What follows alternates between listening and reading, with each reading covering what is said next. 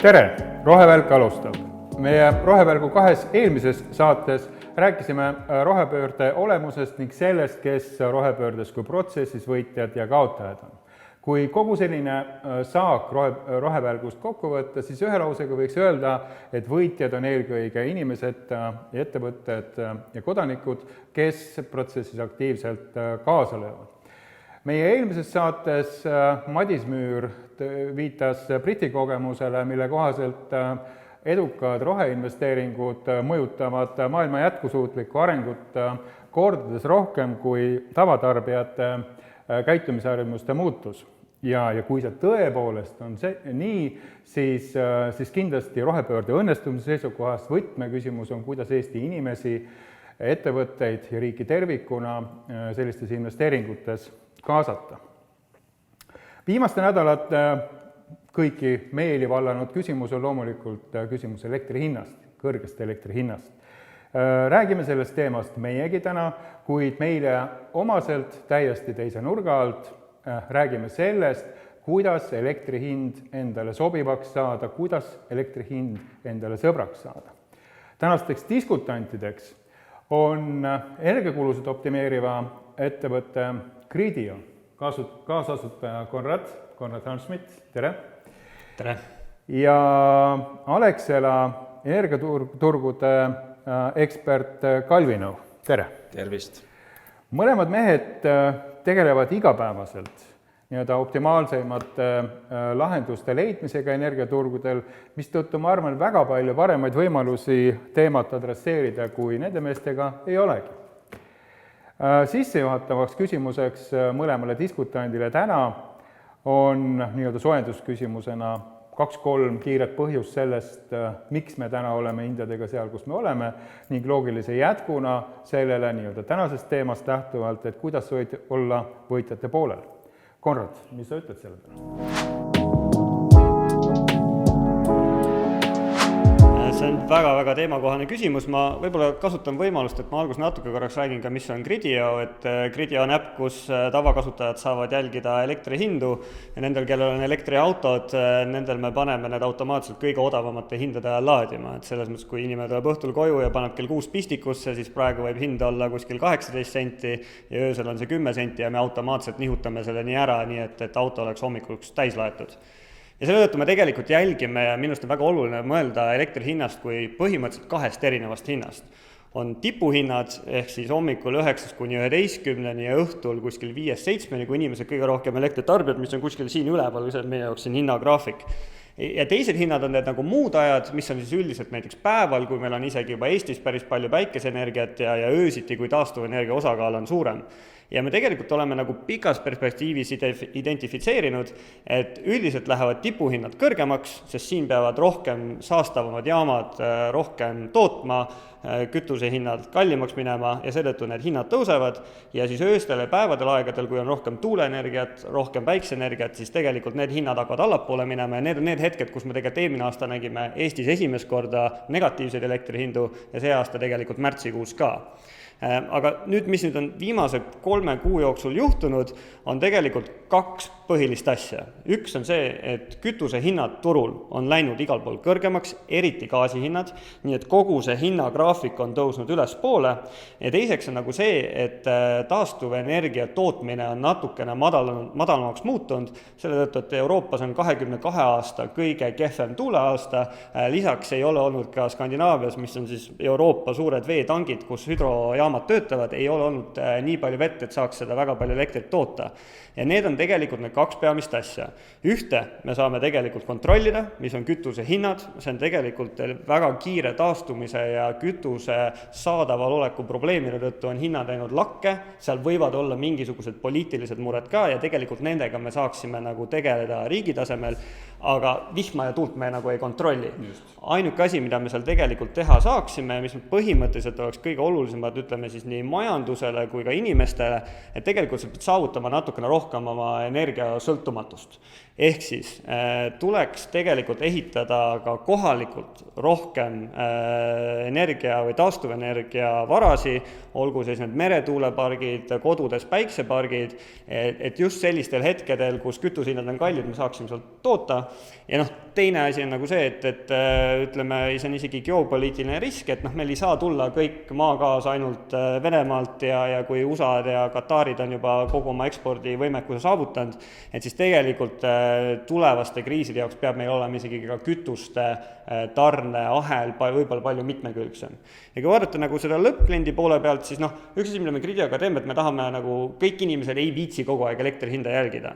Aga selle tipuhinna ja selle madala hinna vahe on kuskil siuke 30% ja kui sa tahad ainult oma autot isegi tund aega laadida, sa võid isegi 50% odavamalt laadida, kui sa seda õigel ajal teed. Ja me teeme seda automaatselt, aga kodus on veel igasuguseid seadmeid ja tegelikult on mõistlik inimestel jälgida elektri hinda ühelt poolt nagu majanduslikus mõttes, aga teiselt poolt nagu järjest rohkem on ka see, et inimesed tahavad rohkem kasutada taastuvenergiat, CO2 vabat energiat, et kui on võimalik, siis liigutada oma energiatarbimist tipuaegade teemale ja kellel on katused ja muud asjad, kus saab panna päikeseparke üles, et siis tegelikult ka endale energiat toota ja saavutada see paindlikkus ja see sõltumatus, ütleme siis globaalsetest praegustest lühiajalistest riskidest. Okei. Mis sa ütled, Kalvi, selle peale? On sul midagi lisada, vastu võielda?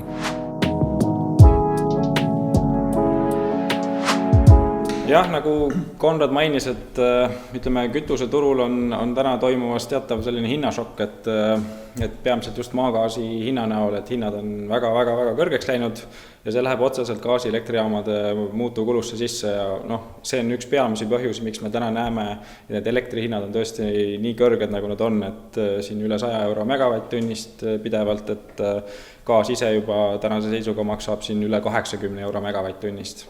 Aga see on selline ajutine šokk, see tõenäoliselt läheb üle, see on just see tänavune vastu talv olev šokk, kui talv saab üle elatud, et siis on järgmine nii-öelda kevad-suvi on jälle aega, et gaasi varuda ja et järgmiseks talveks seda sama hinnašokki sellisel näol ei tuleks. Et siis ongi, ütleme, teine faktor, millest on hästi palju räägitud, on meedias on süüdistatud justkui seda CO2 hinnatõusu, et ütleme, et see on justkui see kõige kurja juur, aga tahaks selle natuke pöörata ringi teistpidi, et öelda, et jah, CO2 hind tõesti ta läheb ka nii-öelda fossiilsete elektrijaamade kulusse otse sisse ja ta on tõstnud fossiilsete elektrijaamade kulu, aga probleem on selles, et tegelikult et turul ei ole täna piisavalt taastuva elektrit, mis ei sõltuks sellest CO2 hinnast. Ehk siis, et oleks seda soodsat taastuvat elektrit rohkem, siis me näeksime vähem seda fossiilsete elektrijaamade kõrget hinda, et ärgem süüdistagem seda, et CO2 on kõrge, vaid vaadakem seda tegelikku probleemi, et taastuvat elektrit on vähe. Ja kolmanda asjana ma võiks välja tuua selle, et paratamatult me oleme meie, ütleme, riiklik energiastrateegia on üles ehitatud viimastel aastatel päris palju välisühendustele. Ja mis tähendab seda, et me hakkamegi tänu sellele üha rohkem nägema ka hindu, mis siin, ütleme, lähiregioonides toimub.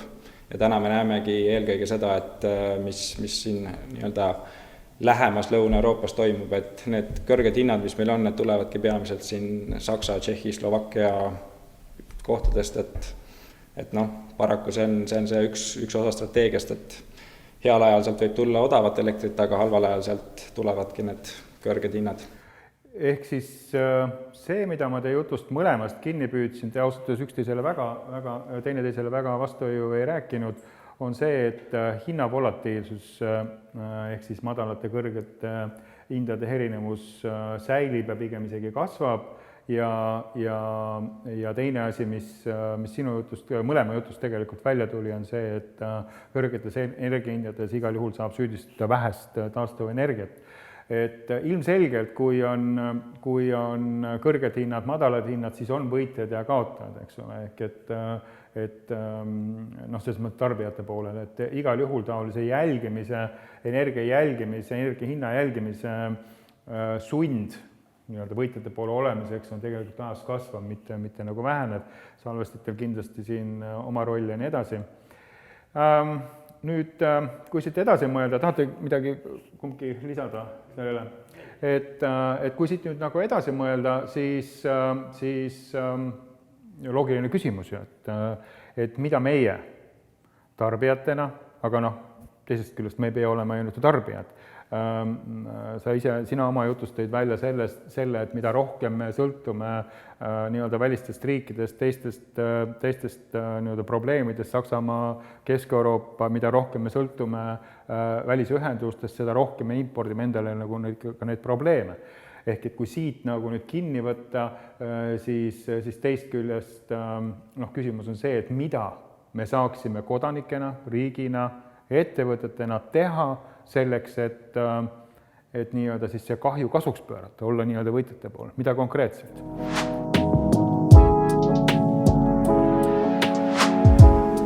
Ütleme, täna Eestis suures pildis ongi probleem, et taastuvenergia, ütleme ka taastuvelektri osakaal tervikuna on jäänud väga väikeseks, et ütleme, tuulearendused kui sellised on vist praktiliselt peatunud alates aastast 2015. Päikest on teataval määral arendatud viimastel aastatel just, aga seda kõike on ikkagi nagu väga-väga vähe, et jah, ütleme meedia, eriti siin viimase aja hindade valguses on tõstnud kõik selle nii-öelda huviorbiiti ja poliitikud on hakanud ka üha rohkem sel teemal sõna võtma. Aga ma arvan, et hästi oluline on siin ühiskonnana hoida seda teemat nii-öelda päevakajalisena, et see ei vajuks ära näiteks kas või peale valimisi, mis meil siin varsti läbi saavad, et see on hästi oluline teema. Kui me vaatame kas või siin järgmised 10 või 20 aastat, et kuidas jõuda sinna kliimaneutraalsuseni, mida riigil on vaja teha, et siin on vaja veel nii-öelda lisalahendusi peale selle, et taastuvelektrit rohkem turule tuua, et siin on vaja palju rohkem ka nii-öelda erinevaid paindlikkusteenuseid arendada. Konrad tahab kindlasti paindlikkusteenustest hakata ka rääkima. Jaa, see on tema igapäevane leivanumber. Paindlik. See on sinu koht nüüd. Jooga inimene.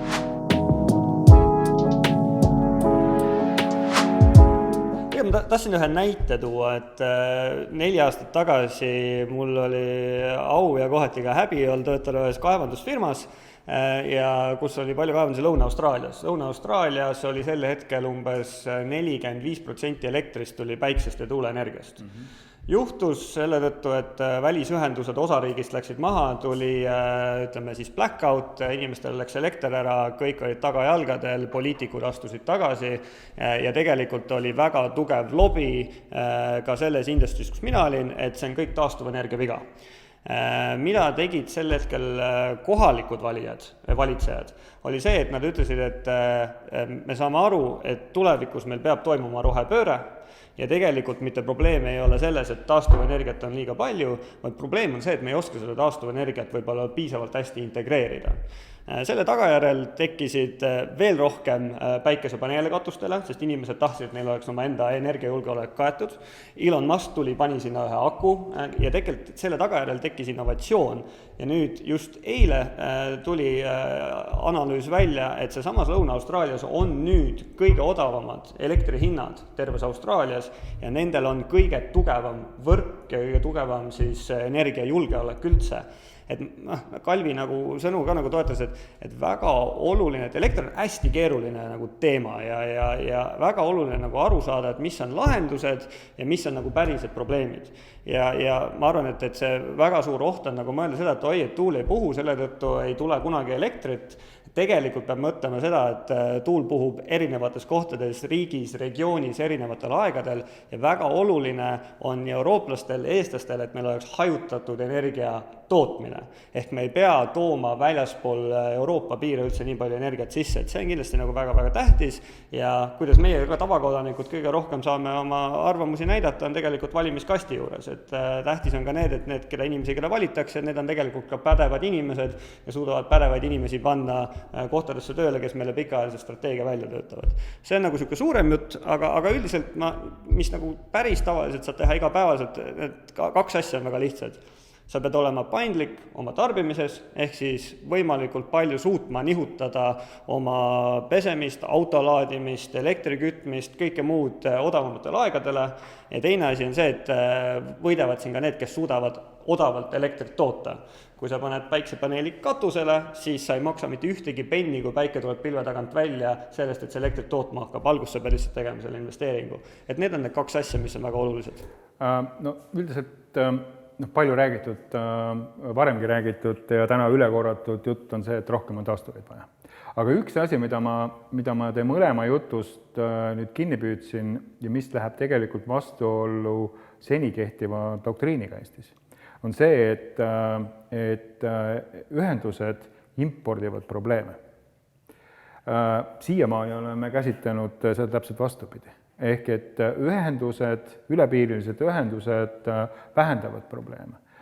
Nüüd te natukene väidate seda, et see on tegelikult vastupidi. Kas ma sain sellest nüüd ise valesti aru või ongi see, nagu te seda mõtlete? Ütleme, seda saab käsitleda nii, et kuna meil täna on toimumas see nii-öelda rohepööre, siis juhtubki, hetkel on juhtunud see hinnašokk, et saastaja on hakanud maksma. Saastaja maksab täna igal pool, et see, ütleme, kõrge elektrihind on täna jõudnud sisuliselt kogu Euroopasse. Võitjad on siin nüüd need, kes suudavad hakata ise kiiresti ja palju tootma nii-öelda taastuv elektrit, et seda eksportida välja. Ja sel juhul kogu see väärtusloome, kogu see kallis elekter, mille jaoks on tarbimine olemas, et seda riigina välja müüa, sellest tekiks väga suur lisandväärtus. Aga täna meil ongi see vastupidine situatsioon, et Eesti nii-öelda elektri neto import, me oleme muutunud netoimportijaks, et me peame sisuliselt pool oma elektrist täna sisse ostma, me maksame selle eest väga kõrget hinda ja tänu sellele lihtsalt välisriigid nii-öelda saavad eestlaste raha endale, et teha järgmisi arendusi ja innovatsiooni ja selle jõuab lihtsalt teistesse riikidesse. Ehk siis, et tasub olla täna esimeste seas, kes teevad need sammud, et muutuda rohelisemaks. Konrad, ütled sa midagi juurde? Ma lihtsalt ütlen ka, et samamoodi, et Põhja-Rootsis, Põhja-Norras inimesed ekspordivad oma odavat hüdrot teistele turgudele, maksavad selle tõttu kindlasti kallimat hinda, aga väga oluline on see, et nad on ise need tootjad ja osanikud seal tootmises, et nad saaksid sealt selle rahaga lõpuks nagu endale. Et kõige halvem asi on see, kui sa impordid kuskilt kallimat elektrit või saadad tegelikult edasi kallimat elektrit, et meil läheb praegu Leetu ja Lõuna-Rootsi väga palju, aga samas me ise seda nagu ei suuda nii palju toota, sellepärast et meil ei ole arendatud tuuleparke, meil on liiga suured probleemid, et päiksepaneele panna ja võib-olla mingi aeg peab põlevkivi seisma panema, sellepärast et ei ole suudetud planeerida, kuidas põlevkivist edasi minna. Et see on nagu jällegi poliitiliselt väga oluline. Daamid ja härrad, tundub, et on aeg nii-öelda paradigmade ümbermõtestamiseks, seda nii energia tootmise, impordi, ekspordi teemal, ühenduste teemal. Kui tänast juttu püüda kokku võtta, siis energiasõltumatus, tootes ise energiat, mitte saastavat energiat ja vajadusel seda eksportida, tõstab meie nii-öelda seda tõenäoliselt, et oleme võitjate poolel ja taastuvaid rohkem taastuvaid rohkem on see, mis on tänase jutu kokkuvõte. Daamid ja härrad, see oli tänane rohevälk, järgmisel korral järgmised jutud.